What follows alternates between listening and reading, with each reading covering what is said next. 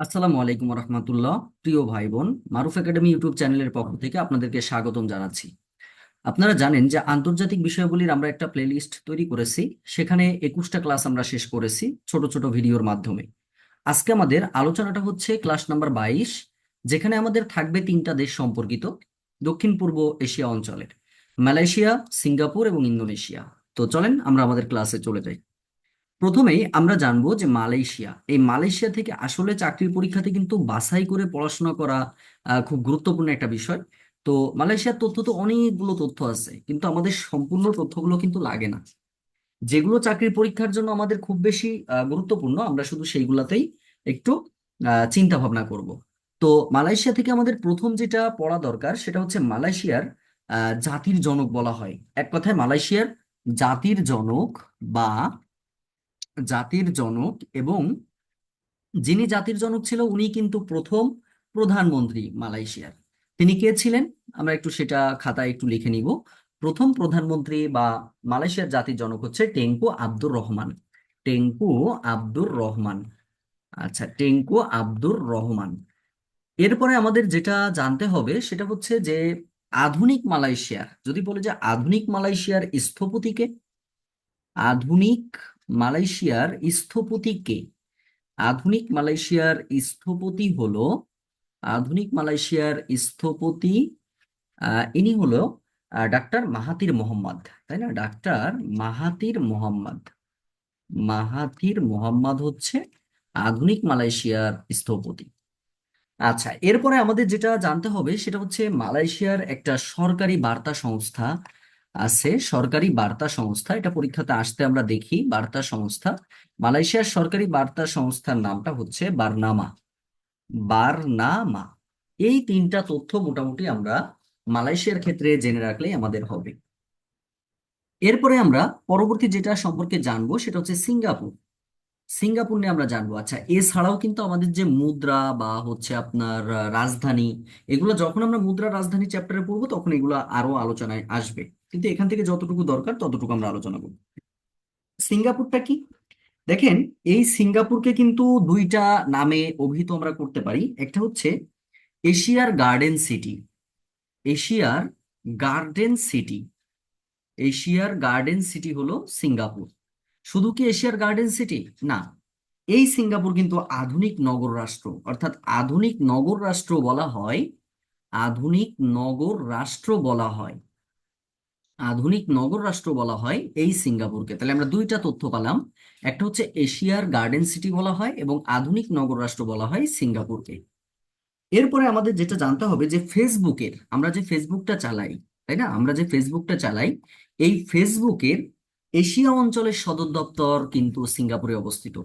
Asia অঞ্চলের সদর দপ্তর, এশিয়া অঞ্চলের সদর দপ্তর, এশিয়া অঞ্চলের সদর দপ্তর হলো এই সিঙ্গাপুরে অবস্থিত। এরপরে আর কি, এই সিঙ্গাপুর স্বাধীনতা লাভ করে।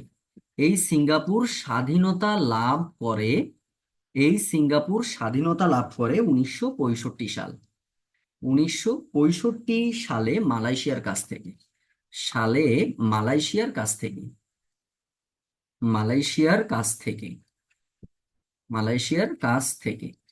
আশা করব যে সিঙ্গাপুর থেকে এই 4টা তথ্য আমরা ভালো করে পড়লেই হবে। এশিয়ার গার্ডেন সিটি, আধুনিক নগর রাষ্ট্র বলা হয়, ফেসবুকের এশিয়া অঞ্চলের সদর দপ্তর বলা হয়, এবং এটার স্বাধীনতা লাভ করে হচ্ছে 1965 সালে মালয়েশিয়ার কাছ থেকে।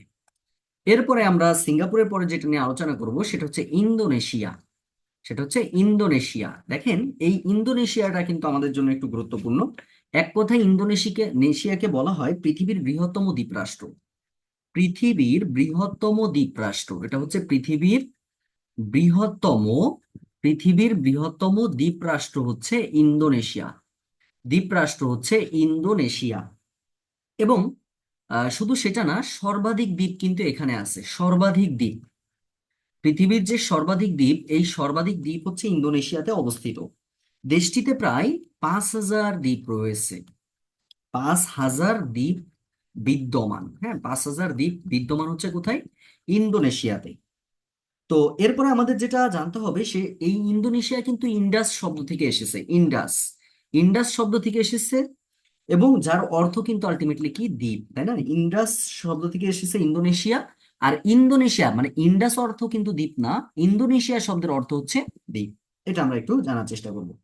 আলটিমেটলি এখানের প্রধান দ্বীপগুলোর মধ্যে কি কি আছে, যেমন হচ্ছে সুমাত্রা দ্বীপ, মানে খুব গুরুত্বপূর্ণ যে দ্বীপগুলো আছে, সুমাত্রা দ্বীপ আছে, তারপর হচ্ছে জাভা দ্বীপ আছে, তারপরে হচ্ছে বালি দ্বীপ আছে, আমরা বলি ইন্দোনেশিয়ার বালি দ্বীপে যাবো, তাই না? বালি দ্বীপ আছে, তারপরে হচ্ছে বর্নিও দ্বীপ আছে, বর্নিও দ্বীপ আছে। আচ্ছা, এরপরে আমাদের যেটা বান্দা আছে আছে, তাই না? এইগুলো হচ্ছে আমাদের গুরুত্বপূর্ণ একটা বিষয়। এবং দেখেন, এই ইন্দোনেশিয়া কিন্তু জনসংখ্যায় মুসলিম বিশ্বে একদম প্রথম। জনসংখ্যায় মুসলিম বিশ্বে, জনসংখ্যায় জনসংখ্যায় মুসলিম বিশ্বে হচ্ছে, মুসলিম বিশ্বে ইন্দোনেশিয়ার অবস্থান হচ্ছে প্রথম, একদম প্রথমেই এটা অবস্থান করতেছে। এরপরে আমরা যেটা দেখবো সেটা হচ্ছে যে ইন্দোনেশিয়ার, খেয়াল করবেন যে ইন্দোনেশিয়ার এই বান্দা আছে কিন্তু তাহলে অবস্থিত, বান্দা আছেটাও আমরা একটু লিখে রাখতে পারি। এই বান্দা আছে এটা অবস্থিত কিন্তু ইন্দোনেশিয়াতে, যেটা আমাদের 45তম বিসিএস এর প্রশ্ন ছিল, কিন্তু ইম্পর্টেন্ট একটা বিষয়, 45 বিসিএস এর প্রশ্ন। তো এরপরে আমাদের যেটা জানতে হবে, দেখেন যে ইন্দোনেশিয়ার তো দ্বীপ অনেকগুলা, 5,000 দ্বীপ আছে। এর মধ্যে পর্যটনের জন্য বিখ্যাত কোন দ্বীপ? পর্যটনের জন্য বিখ্যাত, পর্যটনের জন্য বিখ্যাত সর্বাধিক, পর্যটনের জন্য বিখ্যাত, পর্যটনের জন্য বিখ্যাত দ্বীপ হচ্ছে বালি দ্বীপ। হ্যাঁ, বালি দ্বীপ হচ্ছে এটা পর্যটনের জন্য বিখ্যাত। জাতিসংঘ থেকে স্বেচ্ছায় পদত্যাগ কিন্তু এরা করেছিল, জাতিসংঘ থেকে স্বেচ্ছায় পদত্যাগকারী একমাত্র দেশ, জাতিসংঘ থেকে স্বেচ্ছায় পদত্যাগকারী একমাত্র দেশ, পদত্যাগকারী, পদত্যাগকারী একমাত্র দেশ, পদত্যাগকারী একমাত্র দেশ হচ্ছে ইন্দোনেশিয়া, একমাত্র দেশ হচ্ছে ইন্দোনেশিয়া। এবং এশিয়ার যে অঞ্চলে সারা বছর পরিচলন বৃষ্টি হয়, এই ইন্দোনেশিয়াতে কিন্তু পরিচলন পদ্ধতিতে বৃষ্টি হয়, পরিচলন বৃষ্টি হয়। এই আমরা এখান থেকে এটুকু জেনে রাখবো। আর লাস্ট আমরা এক্সট্রা একটু জেনে রাখবো, সেটা হচ্ছে পূর্ব তিমুর। হ্যাঁ, পূর্ব তিমুর এটা কত সালে স্বাধীনতা লাভ করে, এটা আমরা একটু জানবো। এরা হচ্ছে 2002 সালে, 2002 সালে এরা হচ্ছে ইন্দোনেশিয়ার কাছ থেকে স্বাধীনতাটা লাভ করে, ইন্দোনেশিয়ার কাছ থেকে, ইন্দোনেশিয়ার কাছ থেকে হচ্ছে, কাছ থেকে স্বাধীনতা লাভ করে। এইটা হচ্ছে আমাদের একটু জেনে রাখার চেষ্টা করব। প্রিয় ভাই বোন, যারা পরপর ক্লাসগুলো করতেছেন, অবশ্যই আপনারা আপনাদের মতামত আমাদেরকে জানাতে পারেন 01716874542 এই নাম্বারে হোয়াটসঅ্যাপে আপনারা হচ্ছে মেসেজের মাধ্যমে আমাদেরকে জানিয়ে দিতে পারেন যে আসলে আপনারা উপকৃত হচ্ছেন কিনা। তো ধন্যবাদ সবাইকে। আসসালামু আলাইকুম রহমতুল্লাহি